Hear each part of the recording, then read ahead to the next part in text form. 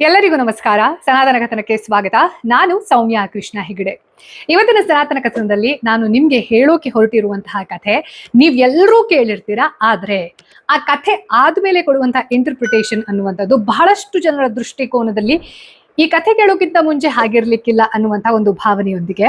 ಹಾಗೆ ಇವತ್ತಿನ ಕಥೆ ಅನ್ನೋದು ನನಗೆ ಯಾವ ವ್ಯಕ್ತಿಯ ಬಗ್ಗೆ, ಯಾವ ವ್ಯಕ್ತಿತ್ವದ ಬಗ್ಗೆ ತುಂಬಾ ಪ್ರೀತಿ ಇದೆ. ಹಾಗೆ ನನ್ನ ರೋಲ್ ಮಾಡೆಲ್ ಅನ್ನುವಷ್ಟರ ಮಟ್ಟಿಗೆ ಅವನ್ನ ಕೇಳಿಸ್ಕೊಂಡಾಗ, ಪ್ರತಿ ಸತಿ ಕೇಳಿಸ್ಕೊಂಡಾಗ ಕೂಡ ಜೀವನದಲ್ಲಿ ಹೇಗ್ ಬದುಕಬೇಕು ಅನ್ನೋದಕ್ಕೆ ಒಂದು ಹೊಸ ಪರ್ಸ್ಪೆಕ್ಟಿವ್ ಓಪನ್ ಆಗ್ತಾ ಹೋಗುತ್ತೆ. ಎಸ್ಪೆಷಲಿ ಈ ಮಹಾಭಾರತದ ಕುರುಕ್ಷೇತ್ರ ಯುದ್ಧದಲ್ಲಿ ಗೀತೋಪದೇಶವನ್ನ ಶ್ರೀಕೃಷ್ಣ ಪರಮಾತ್ಮ ಅರ್ಜುನನಿಗೆ ಯಾವಾಗ ಮಾಡ್ತಾನೆ, ಅದನ್ನ ಎಷ್ಟೇ ಸರ್ತಿ ನಾನು ವಾಪಸ್ ಓದಿದಾಗ ಅಥವಾ ಯಾವ್ದಾದ್ರು ಸೀರಿಯಲ್ ಅಲ್ಲಿ ನೋಡಿದಾಗ ನನಗೆ ಹಿಂದಿನ ಸತಿ ಇದು ಈ ದೃಷ್ಟಿಕೋನದಲ್ಲಿ ಅರ್ಥ ಆಗಿರ್ಲಿಲ್ಲ ಅನ್ನೋದು ಅರ್ಥ ಆಗುತ್ತೆ. ಆದ್ರೆ ನಾನು ಕೃಷ್ಣನನ್ನ ಇವತ್ತು ಒಂದ್ ಸ್ವಲ್ಪ ಅವನ ಬಾಲ್ಯದಲ್ಲಿ ಏನ್ ಕಥೆ ಅನ್ನುವಂಥದ್ದಿತ್ತಲ್ಲ ಅದ್ರ ಮೂಲಕ ಅರ್ಥ ಮಾಡ್ಕೊಳ್ತಾ ಹೋಗೋಣ. ಆ ಒಂದು ಘಟನೆಯ ಲಾಜಿಕಲ್ ಇಂಟರ್ಪ್ರಿಟೇಷನ್ ಅನ್ನುವಂಥದ್ದನ್ನ ಸಹ ಅರ್ಥ ಮಾಡ್ಕೊಳ್ತಾ ಹೋಗೋಣ. ಕಥೆ ಏನು ನೀವೆಲ್ಲರೂ ಕೇಳಿರ್ತೀರ. ಬಹಳಷ್ಟು ಜನ ನಮ್ಮ ಕ್ಯೂಟ್ ಕೃಷ್ಣ ಯಾವಾಗ ತುಂಬಾ ಪುಟ್ಟದವನಾಗಿರ್ತಾನೆ, ತುಂಬಾ ತರ್ಲೆ ತಂಟೆ, ಅಂದ್ರೆ ಅವನ ಅಮ್ಮ ಯಶೋದ ಈ ಮಗನನ್ನ ಹೊರಗಡೆ ಬಿಟ್ರು ಕಷ್ಟ, ಮನೆ ಒಳಗಡೆ ಇಟ್ಕೊಂಡ್ರು ಕಷ್ಟ. ಆ ತರದ ತುಂಟ, ತರ್ಲೆ, ಕಳ್ಳ ಏನಲ್ಲ ಅವನು. ಅಂದ್ರೆ ಒಬ್ಬ ಚೋಟು ಹೆಂಗಿರ್ಬೇಕೋ ಹಂಗೆ. ಆದ್ರೆ ಅವನನ್ನ ಯಾರು ನೋಡೋರು ಇರ್ತಾರೆ ಅವರಿಗೆ ಎಷ್ಟು ಚೂಟಿ ಹುಡುಗ ಅಂತ ಅನಿಸಿದ್ರೆ, ಯಾರು ಅವನನ್ನ ಪಾಲಕರಾಗಿರ್ತಾರೆ, ಪೋಷಿಸ್ತಾ ಇರ್ತಾರೆ ಅಂತವರಿಗೆ ಆ ತಲೆ ಬಿಸಿ ಬೇಡ ಅನ್ನುವಷ್ಟರ ಮಟ್ಟಿಗೆ ಅವನು ಭಯಂಕರ ಅಂತಂದ್ರೆ ಭಯಂಕರ ಚೂಟಿ.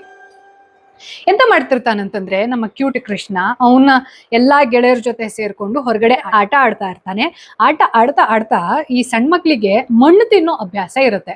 ಇನ್ಫ್ಯಾಕ್ಟ್ ನಂದು ಒಂದು ಚಿಕ್ಕ ವಯಸ್ಸಲ್ಲಿ ಎಲ್ಲ ನನ್ನ ಫ್ಯಾಮಿಲಿಯವರು ಹಿಂಗೆ ಸಾಲಾಗಿ ನಿಂತಿದ್ದಾರೆ. ನಾನು ಕರೆಕ್ಟ್ ಫೋಟೋ ಕ್ಲಿಕ್ ಮಾಡೋ ಟೈಮಲ್ಲಿ ಎಲ್ರಿಗಿಂತ ಮುಂದ್ಗಡೆ ಹೋಗಿ ಹಿಂಗೆ ಮಣ್ಣು ಹಿಡ್ಕೊಂಡು ಬಾಯಿಗೆ ಇಟ್ಕೊಂಡಿರೋ ಫೋಟೋ ಇದೆ, ಆಯ್ತಾ.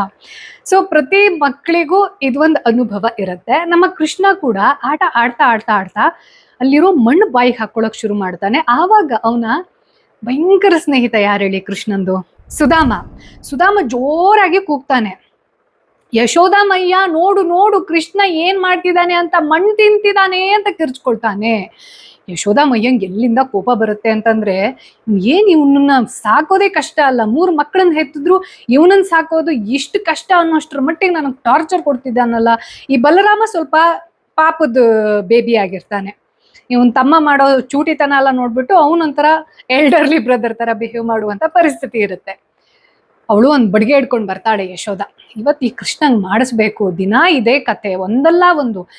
ಗೋಪಿಯರು ಒಂದ್ ಕಡೆ ಕಂಪ್ಲೇಂಟ್ ಹೇಳ್ತಾರೆ, ಊರವ್ರು ಒಂದ್ ಕಡೆ ಕಂಪ್ಲೇಂಟ್ ಹೇಳ್ತಾರೆ, ಅವನ ಸ್ನೇಹಿತರೆ ಒಂದ್ ಕಡೆ ಕಂಪ್ಲೇಂಟ್ ಹೇಳ್ತಾರೆ. ಕೇಳೋಕ್ ಹೋದ್ರೆ ಇವನ್ ಮಾತ್ರ ಪಾಪದ ರೀತಿಯಲ್ಲಿ ಕಣ್ಬಿಟ್ಕೊಂಡು ತಂಗೇನು ಗೊತ್ತಿಲ್ಲ ಅನ್ನೋ ತರದಲ್ಲಿ ನಾಟಕ ಮಾಡೋದು. ಇವತ್ತು ಇವನನ್ನ ಬಿಡೋದಿಲ್ಲ ಈ ಕೃಷ್ಣನನ್ನ ಅಂತ ಹೇಳ್ಬಿಟ್ಟು ಬಡಿಗೆ ಹಿಡ್ಕೊಂಡು ಅವನ ಹತ್ರ ಬರ್ತಾಳೆ. ಬಾಯಿಗೆಲ್ಲ ಮಣ್ಣು ಮೆತ್ಕೊಂಡಿರತ್ತಾಯ್ತಾ. ಆದ್ರೂ ಅವನ ಕಾನ್ಫಿಡೆನ್ಸ್ ನೋಡಿ ನಮ್ ಚೋಟು ಕೃಷ್ಣಂದು. ಇಲ್ಲ ನಾನು ಹಂಗೆಲ್ಲ ಮಾಡೇ ಇಲ್ಲ, ನಾನು ಮಣ್ಣು ತಿಂದಿಲ್ಲ ಅಂತಾನೆ. ಅವಾಗ ಕೋಪ ಬರುತ್ತೆ. ಇನ್ನೂ ಕೋಪ, ಪಿತ್ತ ನೆತ್ತಿಗೆರೋದು ಅಂತ ಹೇಳ್ತಾರಲ್ಲ, ಆ ರೀತಿಯಲ್ಲಿ ಪಿತ್ತ ನೆತ್ತಿಗೇರಿ ಯಶೋದಾಮಯ್ಯ ತೆಗಿ ಬಾಯಿ ತೆಗಿಯೋ ಚೋಟು ಅಂತ ಹೇಳ್ಬಿಟ್ಟು ಬಾಯಿ ತೆಗೆಸಿದ್ರೆ ಅವಳೇನ್ ಅನ್ಕೊಂಡಿರ್ತಾಳೆ, ಬಾಯೊಳಗಡೆ ಮಣ್ಣು ತುಂಬ್ಕೊಂಡಿದ್ದಾನೆ ಇವನು, ಸಿಕ್ಕಾಕೊಂಡ್ ಬಿಡ್ತಾನೆ.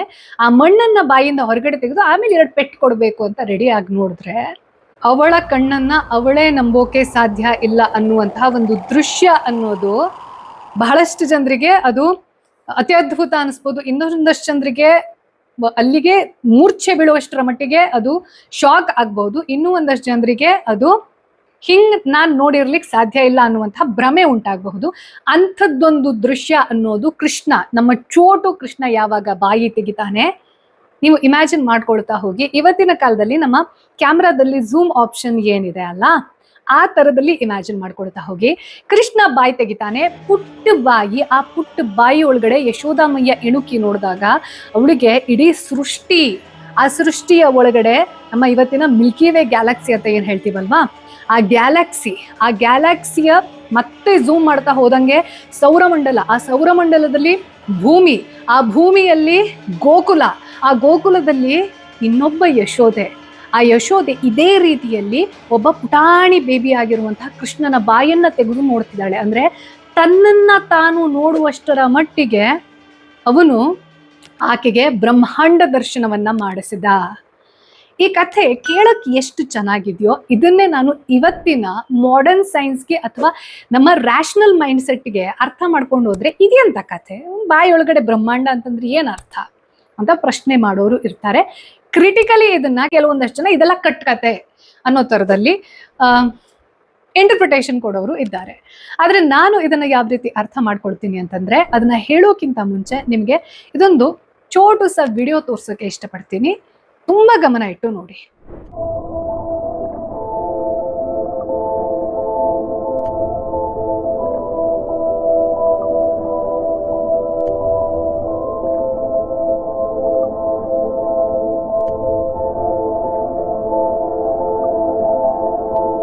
ಈ ವಿಡಿಯೋ ನೋಡಾದ್ಮೇಲೆ ನೀವು ಗಮನ ಇಟ್ಟು ನೋಡಿದ್ದೀರಿ ಅಂತಂದ್ರೆ ನಾನು ನೆಕ್ಸ್ಟ್ ಎಕ್ಸ್ಪ್ಲನೇಷನ್ ಕೊಡುವಂತ ಅವಶ್ಯಕತೆನೇ ಇಲ್ಲ. ಯಾಕೆಂತಂದ್ರೆ this video is self explanatory.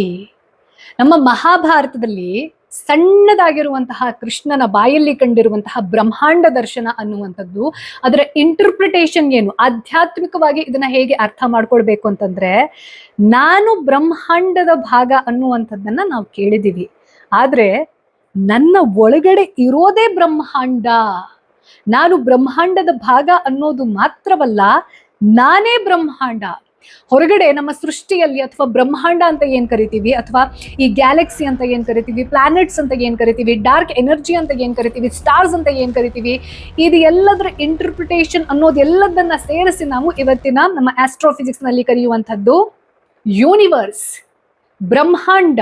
ಆದ್ರೆ ಈ universe is equal to not ಬ್ರಹ್ಮಾಂಡ ಅನ್ನೋದಕ್ಕೆ ನಮ್ಗೆ ಇಲ್ಲಿ ಅರ್ಥವಾಗುವಂತಹ ಇಂಟರ್ಪ್ರಿಟೇಷನ್ ಕೂಡ, ಆಕೆ ತನ್ನನ್ನ ತಾನು ಕಾಣೋದಿದೆ ಅಲ್ಲ, ಅದು ಮಲ್ಟಿವರ್ಸ್ ನ ಕಾನ್ಸೆಪ್ಟ್ ಅನ್ನ ಸಹ ನಮ್ಮ ಮುಂದೆ ತೆರೆದಿಡುತ್ತೆ.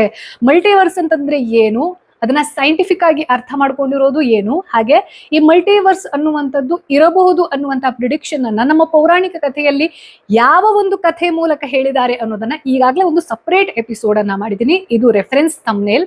ನಾನು ಇದರ ಕೊನೆಯಲ್ಲಿ ಅದರ ಲಿಂಕ್ ಅನ್ನ ನಿಮ್ಗೆ ಕ್ಲಿಕ್ ಮಾಡೋ ರೀತಿಯಲ್ಲಿ ಕೊಟ್ಟಿರ್ತೀನಿ. ಆದ್ರೆ ಈ ಮಲ್ಟಿವರ್ಸ್ ನ ಕಾನ್ಸೆಪ್ಟ್ ನ ಜೊತೆಗೆ ನಾನೇ ಬ್ರಹ್ಮಾಂಡ, ನನ್ನ ಒಳಗಡೆನೆ ಒಂದು ಬ್ರಹ್ಮಾಂಡ ಇದೆ, ನಾನು ಹೊರಗಡೆ ಏನಿದೆ ಅನ್ನೋದನ್ನ ಸೃಷ್ಟಿ ಅಂತ ತಿಳ್ಕೊಂಡಿದ್ದೀನಿ, ಅದು ಬೇರೆ ಅಲ್ಲ. ನನ್ನ ಒಳಗಡೆ ಇರುವಂತಹ ಬ್ರಹ್ಮಾಂಡ ಬೇರೆ ಅಲ್ಲ. ನಾನು ಬ್ರಹ್ಮಾಂಡದ ಯಾವುದೋ ಒಂದು ಚಿಕ್ಕ ಜೀವಿ ಮಾತ್ರ ಅಲ್ಲ, ಆ ಚಿಕ್ಕ ಜೀವಿ ಆಗಿರುವಂತಹ ನನ್ನ ಒಳಗಡೆ ಕೂಡ ಅದೇ ದೊಡ್ಡ ಬ್ರಹ್ಮಾಂಡದ ಒಂದು ರೆಪ್ಲಿಕಾ ಇದೆ.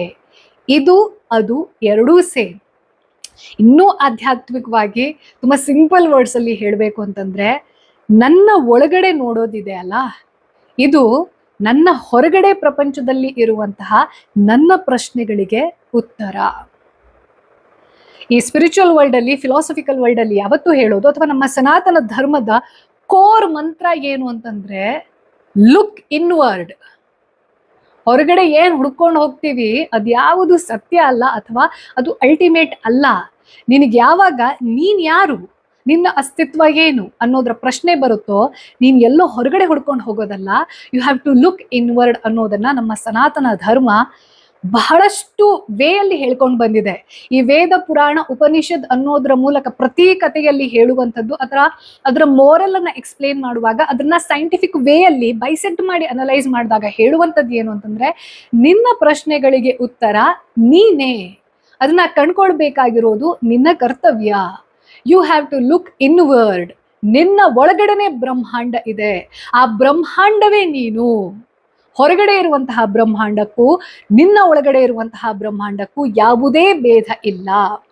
ಇದನ್ನ ಹೇಳುವ ಸಲುವಾಗಿ ನಮ್ಮ ಮುದ್ದು ಕೃಷ್ಣನ ಬಾಯಲ್ಲಿ, ಬಾಲಕೃಷ್ಣನ ಚೋಟು ಬಾಯಲ್ಲಿ ಬ್ರಹ್ಮಾಂಡವನ್ನ ತೋರಿಸ್ದ ಅನ್ನುವಂತಹ ಕಾನ್ಸೆಪ್ಟ್ ಇದೆ ಅಲ್ಲ, that is the actual meaning of self realisation. ಹಾಗೆ ನಾನು ಅವಾಗ ಒಂದು ಸ್ಟೇಟ್ಮೆಂಟ್ ಕೊಟ್ಟೆ, universe is not is equal to ಬ್ರಹ್ಮಾಂಡ. ಸಂಸ್ಕೃತದ ಎಲ್ಲಾ ಪದವನ್ನ ಇಂಗ್ಲಿಷ್ಗೆ ಇಫೆಕ್ಟಿವ್ ಆಗಿ ನಾವು ಟ್ರಾನ್ಸ್ಲೇಟ್ ಮಾಡಕ್ ಸಾಧ್ಯ ಇಲ್ಲ. ಯೂನಿವರ್ಸ್ ಅಂತಂದ್ರೆ ಅರ್ಥ ಏನು ಅಂತಂದ್ರೆ ಒಂದೇ ಬ್ರಹ್ಮಾಂಡ ಇದೆ ಅಂತ. ಆದ್ರೆ ಇಲ್ಲಿ ಆ ಮಲ್ಟಿವರ್ಸ್ ಕಾನ್ಸೆಪ್ಟ್ ಹೇಳಿದೆ ಅಲ್ಲ, ಕೇವಲ ಒಂದು ಬ್ರಹ್ಮಾಂಡ ಇಲ್ಲ, ಈ ಸೃಷ್ಟಿ ಅನ್ನುವಂಥದ್ದು ಅನಂತ. ಹಾಗಾಗಿಯೇ ನಮ್ಮ ಈ ಸಂಸ್ಕೃತದ ಕೆಲವೊಂದಷ್ಟು ವರ್ಡ್ ಅನ್ನ ಅದರ ಮೀನಿಂಗ್ ನಲ್ಲಿ ಅರ್ಥ ಮಾಡ್ಕೊಂಡ್ವಿ ಅಂತಂದ್ರೆ ನಮ್ಗೆ ಎಕ್ಸ್ಪ್ಲನೇಷನ್ನೇ ಬೇಡ.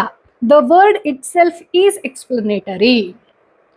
ಈ ಮಲ್ಟಿವರ್ಸ್ಗೆ ಸಂಬಂಧಪಟ್ಟಿರುವಂತಹ ಒಂದು ಇಂಟ್ರೆಸ್ಟಿಂಗ್ ಕಥೆಯನ್ನ ನಾನು ಇವಾಗ ಈ ಎಪಿಸೋಡ್ ಆದ್ಮೇಲೆ ನಿಮ್ಗೆ ಕ್ಲಿಕ್ ಮಾಡುವ ರೀತಿಯಲ್ಲಿ ಕಾರ್ಡ್ ಅಲ್ಲಿ ಕೊಟ್ಟಿರ್ತೀನಿ, ಎಂಡ್ ಸ್ಕ್ರೀನ್ ಅಲ್ಲಿ ಕೊಟ್ಟಿರ್ತೀನಿ, ಮಿಸ್ ಮಾಡದೆ ನೋಡಿ. ಹಾಗೆ ಈ ಒಂದು ಎಲ್ರಿಗೂ ಗೊತ್ತಿರುವಂತಹ ಕಥೆಯನ್ನ ಬಹುಶಃ ಬಹಳಷ್ಟು ಜನ ಈ ದೃಷ್ಟಿಕೋನದಲ್ಲಿ ನೋಡದೇ ಇರುವಂತದ್ದನ್ನ ನಿಮ್ಮ ಪ್ರೀತಿ ಪಾತ್ರರ ಜೊತೆ ಅಥವಾ ಸಂಬಂಧಿಕರ ಜೊತೆ ಅಥವಾ ನಿಮ್ಮ ಫ್ಯಾಮಿಲಿ ಮೆಂಬರ್ಸ್ ಜೊತೆ ಈ ಒಂದು ಎಪಿಸೋಡ್ ಅನ್ನ ಅವರ ವಾಟ್ಸ್ಆಪ್ ನಂಬರ್ಗೆ ಕಳಿಸಿ ಶೇರ್ ಮಾಡೋದನ್ನ ಮರಿಬೇಡಿ. ಹಾಗೆ ಈ ಕಥೆಯನ್ನ ನಿಮ್ಮ ಮುಂದೆ ಹೇಳುವಾಗ ನನಗೇನು ಖುಷಿ ಆಗ್ತಾ ಇತ್ತಲ್ಲ, ಆ ಖುಷಿ ನಿಮ್ಗೂ ಆಗಿತ್ತು ಅಂತಂದ್ರೆ ದಯವಿಟ್ಟು ಒಂದು ಲೈಕ್ ಕೊಡಿ. ಹಾಗೆ ಈ ಎಪಿಸೋಡ್ ಬಗ್ಗೆ ನಿಮ್ಗೇನ್ ಅನಿಸ್ತು ಅನ್ನೋದನ್ನ ಒಂದು ನಾಗರಿಕ ಭಾಷೆಯಲ್ಲಿ ಕಮೆಂಟ್ ಮಾಡೋದನ್ನ ಮರಿಬೇಡಿ. ಯಾಕೆಂತಂದ್ರೆ ಇಂಥ ಕತೆ ಬಹಳಷ್ಟು ಜನರನ್ನ ಯೂಟ್ಯೂಬ್ ಮೂಲಕ ರೀಚ್ ಮಾಡಬೇಕು ಅಂತಂದ್ರೆ ನಾನು ಏನೇನು ಹೇಳಿದೆ ಅಲ್ಲ, ಇದೆಲ್ಲದೂ ಕೂಡ ಮ್ಯಾಟರ್ ಆಗತ್ತೆ. ಇದು ಈ ವಾರದ ಸನಾತನ ಕಥನ. ಮತ್ತೆ ನಿಮ್ಮ ಭೇಟಿ ಬರುವ ಭಾನುವಾರ ಬೆಳಗ್ಗೆ ಅಥವಾ ರಾತ್ರಿ ಶಾರ್ಪ್ 9 o'clock. ಲೋಕ ಸಮಸ್ತ ಸುಖಿನೋ ಭವಂತು.